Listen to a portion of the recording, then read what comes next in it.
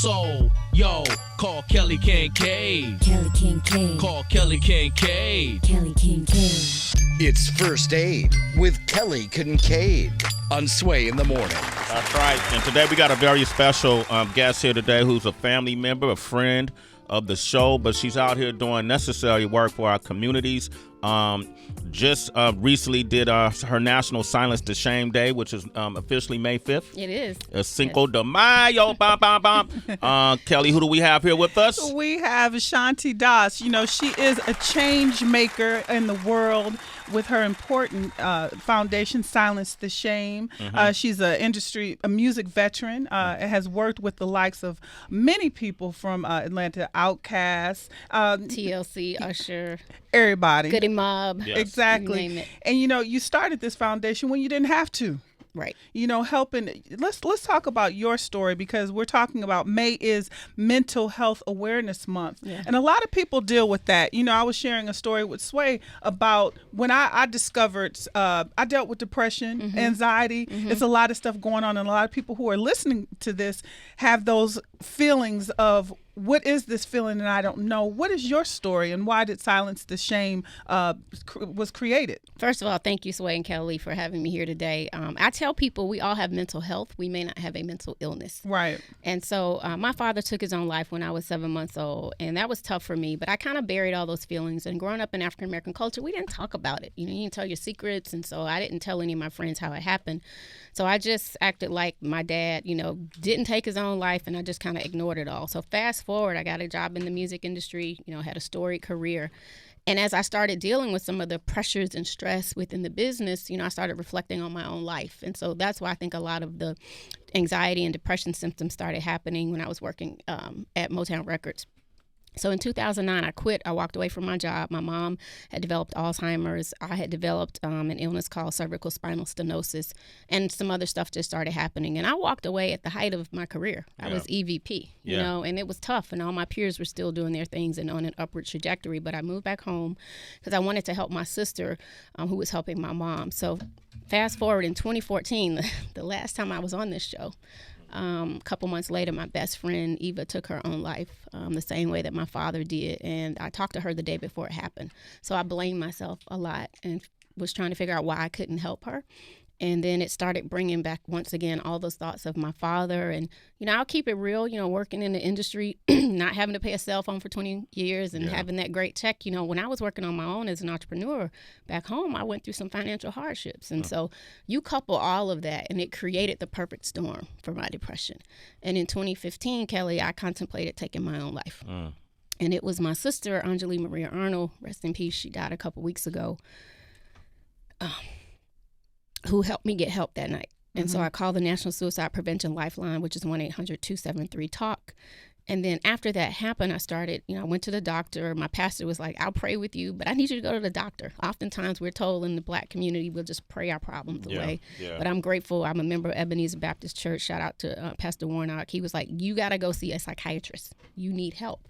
So I went and started taking my antidepressants, and that kind of started me on my journey to healing. And Silence the Shame, I was doing a radio interview, and it just rolled off of my tongue. And so I felt like that was God's way of saying, look, I know you had this big job in the business, but this is what you're supposed to be doing right now to help our community. You know, we hear people, and not only in the African-American community, but in just the world, a lot of people feel like it's a stigma with feeling the way, having feelings that you cannot kind of pinpoint what they are. That's right. And, you know, when we talk about the stigma, how, with Silence the Shame, how are you helping individuals go get help? You know, because you could have told your pastor, no, I'm going to deal with it. No, my friends are helping me out. What do you do with Silence the Shame? So with Silence the Shame, it's an education and awareness organization, and we try to peel back those layers, right, of shame and stigma. So we create these and curate these community conversations all around the country. We did a partnership last year with Jack and Jill of America Foundation, and we did a 7-city teen mental health tour.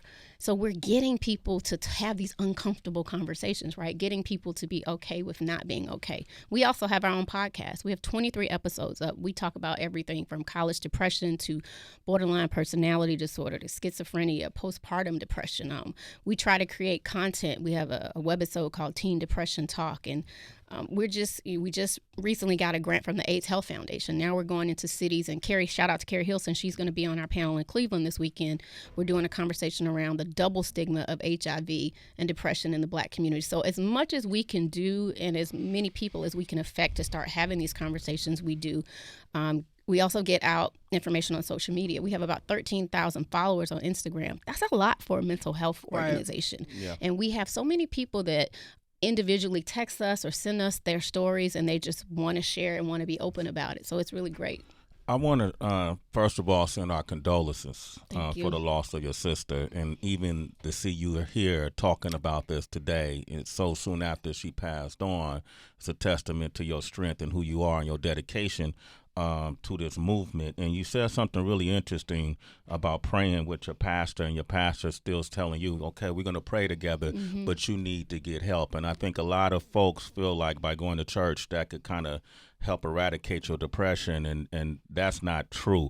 But you actually took steps to actually join forces, right? What with the DBHD? Yeah, DBHDD is an organization that is state run in the state of Georgia. Okay. And so we actually put together, thanks for bringing that up, a program around faith leaders and mental health. And so what we did is we created these workshops, and we took in clinicians and people with lived experiences and peer specialists to actually talk to pastors and, deacons and so forth about how do you talk to your congregation if they have mental health challenges and if they need the help. And so we're just starting that out. We're going to be doing it again, hopefully this year with them. And it was really enlightening because, look, God is at the center of my life, and I go to church. But at the same time, I think God gave people the wherewithal to become doctors, and just like he gave you the ability to become a host, like the best host in the land. So guess what? These people who are licensed clinicians, they can help you too. And it's okay to pray to God and say, God, give me the strength. Because that's what I did. I asked God to give me the strength to go to the doctor, right? So # prayer and therapy. Prayer and therapy. It's okay to do both. Shanti, you're going to be in Cleveland this weekend? We are. Where? I have to get out my phone, but it's the Friendly Inn Auditorium, and it's from 6 to 8 p.m. You've done something really well, too, by incorporating a lot of your friends that you've networked with from the music business, whether it's CeeLo Green. I know you've done work with David Banner. Crit. And Big Crit. You and Big Crit did a fireside chat together. Yeah. What was Crit surprised to have that outlet? And then what do you think was the benefit of having people like Big Crit, David Banner, CeeLo talk about mental health? So a friend of mine, Portia Sinclair, works with Big Crit, and she told me that he wanted to talk to me. I guess he had been looking at some of the work that I was doing, and he wanted to be open about the struggles that he had with alcoholism and depression. And first of all, I was honored and humbled that he thought enough about our movement and about what we were doing. But I just thought it's so important to the community and to the culture, if you will, because people have to start opening up. When you have people like a Carrie Hilson who opened up on our panel last year and talked about depression, and again, David Banner, like, these kids and adults, they look up to our celebrities, like it or not, And so when you have someone who has a voice in the community saying, hey, look, this happened to me too. None of us are immune to it. That's going back to what I said earlier. We all have mental health. We may not have a mental illness. And we know somebody in our family is experiencing something. The statistics say 1 in 5 people, experience a mental illness at any given time. I really think it's more like 3 in 5. Yeah. Right? Because our kids are stressed out. You can blame it on social media. They have much more access than when we were growing up. And they just don't have healthy coping mechanisms. And, some mental health disorders are more extreme than others. Some people really do need their medication on a daily basis to survive. But others, coupled with therapy and medication, you can heal yourself and go ahead and lead a normal life. But don't be afraid of getting the help. If you break your ankle, you're going to go to the doctor and get that cast. Right. And I think it's important that we are starting young because we look at all these reports on the news where kids, elementary age, are committing suicide. Hanging themselves. And it's not just when you get an adult, I need to address this mental health. That's right. Let me ask you this, Shanti, because Kelly did tell me about her depression she experienced in the first first year of college. Wow. But what you said, Kelly, was I didn't realize till later that I experienced this. And I think that number is bigger than 1 out of 5. I don't think a lot of folks even realize when they're depressed and they're dealing with mental health issues. That's right. Are there symptoms or there things that people should look out for that you've discovered in your movement? Absolutely. And to what you said about Kelly, I didn't recognize that I was depressed at Motown until a couple of years later. I didn't know what to call it. And so when you feel like you don't want to get out of bed, you're withdrawing from friends, you don't want to engage in any social activity, your livelihood is being affected, right? You're not going to work. You're not reaching out to family members. Like, that was me when I contemplated suicide. I didn't even want to open the curtains in the morning. I didn't want to get out of bed. I made excuses for going to stuff because I just didn't want to be around people, and I was just in my head. I slept. I slept the whole semester sleeping away. all day. So when you find that your normal daily behavior patterns are changing, because that's the thing about mental health, right? It's not one test that you can go and take where it can say, oh, she has depression, or she suffers from schizophrenia or schizoaffective disorder. It's all based on behavioral patterns, and that's what parents, especially parents of teens, have to look at. Sometimes they don't know if their teen is just being a teen or if they actually are experiencing something. Shanti Doss is here with Silence the Shame. We're going to open up these phone lines. We got a lot of people calling already that's dealing with things, and maybe you have friends or co-workers.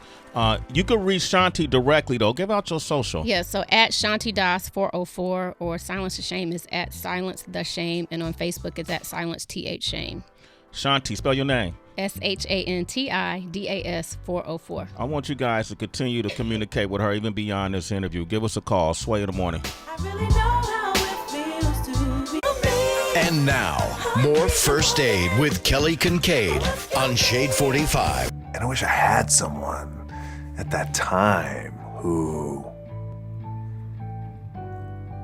could just pull me aside and, hey, it's gonna be okay. It's gonna be okay. So I wish I knew that. Just gotta remember. That was Dwayne "The Rock" Johnson. Speaking on depression, we're in the middle of First Aid with Kelly Kincaid, and we have a very special guest. Yes, we have Shanti Doss, and we're talking about, and May is Mental Health Awareness Month, and Shanti has a great organization, Silence the Shame, and on May 5th, you celebrated Silence the Shame Day, just talking about coping with life. Life is hard. Yes, it is. And we need coping mechanisms, how to just survive, because life is good. It's good to That's be right. alive. Absolutely. Yes, it is. Okay. But it's sometimes difficult. Yes. And like Yes. you said, we need some tips on how to handle our, daily regimen. Shanti can be reached directly. I'm going to keep giving out her information so you guys could continue to find out more about what it is she's doing. She could be reached directly where? Shanti Doss, SHANTIDAS 404, or at Silence the Shame on Instagram. And then she'll be at an event this weekend in Cleveland. Yep, it's the community conversation to knock out stigma around mental health and HIV. Carrie Hilson is on the panel. It's at the Friendly Inn Auditorium, 2386 Unwin Road. On what day? It's on May the 18th, on Saturday. On Saturday. Okay, what time, From 6 to 8. 6 to 8. Okay, Mona Lisa is on the line from Wisconsin. Good morning, Mona Lisa. Mona Lisa. Good morning, family. Good morning. How you doing? How you doing? Man, it's just this is such a broad topic, but this is one of my favorite topics with not only dealing with it growing up, but I also am a social worker. And so this is something I work with on a daily basis with people. But one thing you hit on that really made need to be more aware of is about knowing when you are going through and dealing with anxiety, dealing with depression. And it starts even before you get to that point where you're feeling like you want to shut everything off. You have to be able to learn who you are as an individual, and also your surroundings, the people that you keep around you. That's right. Because I have been through this several times in my life, and both times I never knew that I was even going through it. And I didn't have plenty of training. We're trained on this stuff every year, a month, on this. And it took my daughter at one point to say, Mom, you all right? It took a friend to say, you seem a little bit different. You seem a little bit off. And that's the beginning of it, because you start to, your day becomes unscrambled, and you just can't find yourself, and you can't even focus and all that. It starts from that point before you even get too far where you cannot even begin to see or to to know when to get help. You're absolutely right. And another thing is, you know, I got an 18-year-old daughter, and I told her that I think she needs to go see therapy because, you know, social media, school, it's a lot of peer pressure for these teens nowadays. And the first thing that come out of their mouth is, I ain't crazy. It's not about being crazy. That's right. And I let them know going to get therapy is about having an understanding of you as an individual and what you're going through. And if it comes to the point of being so bad that you need medication, ain't nothing wrong with that. Ooh, you it's better okay preach. because, you know, we got to get there. We got to get back to ourselves. You can't help nobody else if you can't help yourself. That's right. When you're on the airplane and something happens, then they tell you if the oxygen mask drop down, who you going to put it on first? Yourself. Yeah. Right? My good friend Sherry Riley says you can't pour from an empty cup. How many of us try to pour every day from an empty cup and we do not pour back into ourselves? And you mentioned something that was so important, knowing the people that are around you. You know, when I talk to people a lot, I speak around the country and around the world now, and I say, who's in your starting five? Who can you call on a regular basis that's going to check in on you and make sure you are okay, that your mental and your physical are okay? Whether it's a teacher, a best friend, a sister, a husband, a spouse, we got to have that starting five because, you know, you can't take every girlfriend on every trip, right? So you compartmentalize people. So who's in your starting five around your mental health? Let's make that list today. You talk about self-care because a lot of people feel like if I take care and take this time for myself, right, I'm neglecting other things. And talk about those myths and self-care. What do people need to do to take First care of of all, themselves? people need to know no is one of the best words out there. Yeah. You can't tell everybody yes. Sometimes you have to take time for yourself. Like we all have Google Calendars. I now schedule appointments with myself. And we created this self-care tip list, and I'll just read a few of them. Write a not to-do list. Go for a run. Netflix and chill. Listen to music. Unfollow negative people on social media. Go to therapy or a support group if needed, because there's so many support groups that are free, because I know everybody says they can't afford therapy, but it's so many things out there that can help you from a mental health perspective. Turn your phone off for a few hours. Follow a healthy diet, because there are certain foods that even make you... That might trigger. Absolutely. To the depression, right? Yeah. Create a gratitude list. I like to wake up every morning, and this is, you know, y'all, this has been the hardest 4 weeks of my life, being able to wake up every morning and still thank God that I'm here. And that my sister's with him now, because she had just graduated and got her master's in counseling to become a therapist. So this work just came that much more important for me. So I'm still waking up every morning thanking God. Engaging in coloring, art activities, you know, getting a massage or doing exercise, because it's been proven scientifically that when you get moving, you feel better. One of the main things that we do with Silence the Shame now is every other Saturday, we have self-care Saturday events in the Atlanta area, and we're hoping to spread it into other cities. And we have a free class. It might be trap yoga, Zumba, a dance class, a cooking class, but you got to find where's your happy place. What makes you happy? It might be golfing. It might be fishing. Whatever it is, you got to engage in that. Damn, you know I fish. You remember that? I follow you, and I watch you. Okay, there you go, Shanti. Okay, wait, let me do this. I'm going to take some more calls. Mona Lisa, thank you for your call. Thank you. You're a citizen. Problem. Thank you. Okay. Go Bucks. All right. Mona Lisa. Niall in El Paso. Say hello to Shanti Doss. Hey, how's it going, Shanti? Hey, how you doing? No, it's just Shanti, not Ashanti. Yeah, I got that. Okay. I got that. But since we're on the topic of mental health, it's just it's speaking on behalf of somebody else. It's my brother. Okay. Right. So I just want to get like a little background. From El Paso, raised. He moved out to New Orleans, like right in the middle of high school. Got into a little bit of trouble out there. Got locked up. Did about a year. Came back to El Paso, perfectly fine. Right. Then he moved from El Paso to Georgia. Out there, he got into more trouble out there. You know, D-boying. So he got locked up. It was about another year and a half. And since then, he came back, and he was never the same. I'm talking about, like, you know, as soon as he came back, I just completely noticed the difference. And, you know, he wouldn't talk to nobody else. He would talk to me because, you know, growing up, I was with him all the time. And he told me that, you know, when he was locked up, he got into a fight, and they threw him in the hole. They threw him in there for like a week, right? Solitary confinement. And then ever since then, he got out, and he would just always get in a fight. And it was to the point where he was living in a hole. He said he spent the last 6 months in the hole. Wow. Yeah, isolation can be really tough on your mental psyche. Yeah. and especially if you're not getting it treated. Right. Like a lot of Correct. times people come out of these facilities and they've gone through all of this trauma and then they don't have access to resources or organizations. That's PTSD. Yeah. I mean, your brother could have very well experienced PTSD. Let's talk about our young kids in the communities that see their parents and friends get shot right in front of them. Mm-hmm. They are going to experience trauma from that. Yeah. You know, Common talked about that a lot. He went on a jail tour, and he said that was the one thing that he took away after these tours is that so many of the men and women in there, they need mental health services. Niall, you need some advice from Shanti?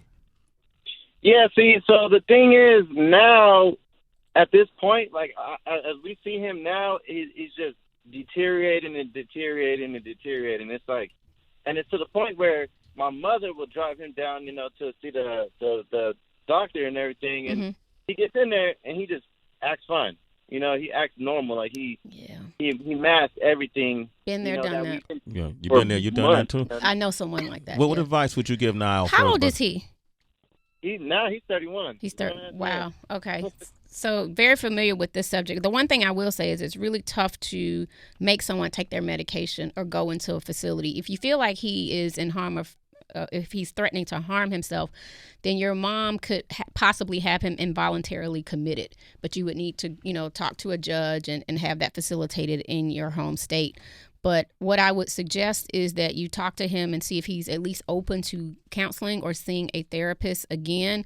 And also maybe having him sign over, almost like giving a power of attorney to either you or your mom so that they could be there and talk to the doctor with you, because oftentimes people can mask their problems when they're in with the doctor and won't really share and open up, but they need someone there with them. And if they're over 18, the doctors won't talk to you unless you give consent. Sometimes it's also that doctor, that particular therapist. Maybe he should try someone else. Yes, I tell people all the time, therapy is kind of like dating. I use this analogy like Tinder. You got to swipe a couple times. Okay. And also from a cultural standpoint, when therapists and psychiatrists and psychologists are trained, they're supposed to be trained in cultural competency, right? So that they can understand and be sensitive to your issues, within various nationalities. So maybe going to someone that looks like you will help because they can understand what you're going through in your community. Niall, keep us posted. We wish the best for you and your family and your citizen. And Niall, let me just tell you, look up NAMI.org. It's the largest advocacy organization in the country, and just type in your zip code and they have a lot of resources for you. Spell it. NAMI.org. Okay. NAMI.org. Niall, thanks for your call. Tracy, you got a question? Yes, of course. Shanti, I'm so proud of the work that you're doing, girl. Sincerely. Thank you, Tracy. Wellness, self-care, mental health. These are some of the most imperative conversations for just humans across the board. Agreed. So thank you. I salute you. I'm wondering, when you're speaking about our starting five, right? And I'm happy a lot of people know to ask their friend if something's off, what's going on. Sure. But many people don't know what to do if their friend is actually honest. Great question. They do not know where to go beyond, well, that sucks. That's and right. they may shut down. Or they may feel drained because now their friend is pouring all onto them and it's too heavy on their shoulders, and now they're kind of ignoring their own self-care. How can you find the balance of being that friend, that starting five partner? And what are some right things to say to help? Well, for one, a lot of times people, they just need an ear. Okay. When you're going through mental health challenges, we don't need you to fix us. Right. We just need you to sit and listen.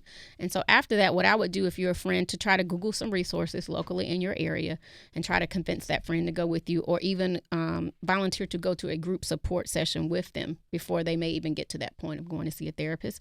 But again, you got to balance that out and take care of your own wellness. So I would talk to someone else in their family if they have a spouse or a family member or a trusted confidant, that you can kind of bring somebody else into that circle with you, so the onus isn't just on you, right? Because it can become a lot and overpowering and overwhelming. The other thing I'll say to people, one thing that we're doing at Silence of Shame is we offer free mental health first aid training now. A lot of people don't even know what that is. It's kind of similar to taking CPR training. A lot of people have taken CPR training over the year, but it's an 8-hour course that literally teaches you all about all the various mental health illnesses there are, the challenges, how to assess the situation, how to help someone. And also sometimes a lot of people who are suffering and have more of a severe mental illness, they may threaten to either harm other people or themselves. And sometimes, unfortunately, you have to call the authorities. But there are different tips. Like in the state of Georgia, they are CIT trained, crisis and training officers. So you need to tell them when you're calling 911, I need a CIT trained officer. That will alert them and let them know that someone in that home or that space suffers from a mental illness, so they won't come out guns blazing, when they get to the home. And then also sometimes there are codes like a 1013, and that will allow them to know what they're doing. So I would advise people to take a mental health first aid training too, because you very well could save yourself or someone else from that. Yes. Shanti Doss is here. Give out your information. If people want to reach you directly, they can. Where? You can reach me at Shanti Das, ShantiDas 404, and on social media, follow at Silence the Shame, because we post a lot of helpful information and articles on our Facebook and on our Instagram. Citizens, hit her up, man. Tammy is in Connecticut. You want to make a comment, Tammy? Yes, thank you. I just want to say sometimes we don't realize how our voice really affects people, and I just want to say that you are a true blessing this morning. I'm calling from Connecticut. I have been running a nonprofit organization due to Obamacare, thank God, for 4 years, and we've just become very profitable. Great. We hire licensed clinicians to go into the blighted areas in all of the shelters within Connecticut. We're growing to New York and Mass, but we're working with Black women. And I wanted you to touch on Black women and how Black women are unable to hold babies full term. We are the highest of having babies that are premature, low birth weight. That has to do with mental illness. And then what we are experiencing now with homeless women and mental health is that our Black babies are dying of SIDS. Our Black babies die 5 to 1. 5 Black babies to every 1 white baby dies to SIDS, who are under the age of 3 months. And we are finding that they're dying to moms who are severely depressed through pregnancy and at birth. And I'm in Connecticut, and I'm going to be looking for plane tickets to try to get to you in Cleveland on Saturday. But in the meantime, this afternoon, I will be sending you some information, because I think that this has to be talked about from a brown woman's perspective, and there's just not a lot of us. I think you're maybe one of the only few. I'm definitely the only one in Connecticut. And so I just want to say, please stay encouraged. And you've just really made my day. Sway, thank you for talking about such an important message. Okay, Kelly Kincaid provided yes, thank you, the Kelly. door opening.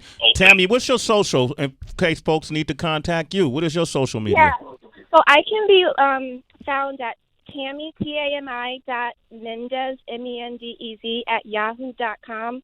My business organization is atlasoutlook.com. We provide free cribs, free car seats and strollers. We find that the hospitals are calling DCF on these women who come to have their baby and they don't have a car seat. Even if they don't have a car and they're catching the bus, they don't have a car seat to leave with that baby. That's a DCF referral. So to avoid that referral, we provide free car seats. Any families that need a crib, we provide a crib. There is an organization called Cribs for Kids. However, all of these organizations that are supposed to be helping our brown women are always are always white men. There's never a brown person behind the scenes, and there's never a woman. And I want to partner with you. I have a lot of funding. We're funded by the United Way, Salvation Army, That's great. YMCA. And I want to spread the message, and I just want to say thank God for you. And I hope that you stay prayed up, because I'm going to be praying for you, and I'm going to be reaching out to you later today. Tammy, wow. Yo, I'm going to put her on hold so y'all can communicate. Can I just say one thing on air real quick? I think Black women in this country, we have a lot of weight on us. In addition to just being super women, right, and saving elections and saving our families and our kids and our men in our communities, we have to learn how to take care of ourselves. Yes. There is a great organization called Therapy for Black Girls, and I just want to make sure the audience and the listeners knew about that. Therapy for blackgirls.com. You can find a lot of resources and help there. And there's also another organization called the Steve Fund that does a lot in the African American community around mental health and wellness. But, and shout out to women like, forever my first lady, Michelle Obama, and everything that she's doing. And she's talked about wellness and how important it is. And we cannot stress that enough. Women, again, you can't be everything to everybody. We have to learn how to take care of ourselves. So thank you, Tammy, for what you're doing. It's a beautiful thing as well. And before we leave, Shanti, it's someone who's listening out there there who really is they want to get help. We were talking about resources. Some people think, I can't afford it, I don't have insurance. I just wanted you to briefly talk about how therapy has helped you and what outlets, where can they go if they don't have the money to go to a therapist? Kelly, that's a great question. A lot of people don't know that some therapists charge on a sliding scale, meaning they charge you based on what salary you're making. And if you're not making any salary, sometimes there are community organizations that can help you. You need to go and talk to folks, on city council and find out where those resources are within your community. Also, I mentioned NAMI.org is another great organization that can connect you to local therapists. And then there's an organization called the Crisis Text Line. And it's a national organization. But the cool part about this is you can text the word silence to 741-741 if you feel like you're in crisis. It's free and confidential, 24 hours a day, 7 days a week. Silence. Text the word silence, SILENCE, to 741-741, and you'll be connected with a counselor where you can text back and forth for about 15 to 20 minutes. And then what they do is refer you out, in your local community, in your area.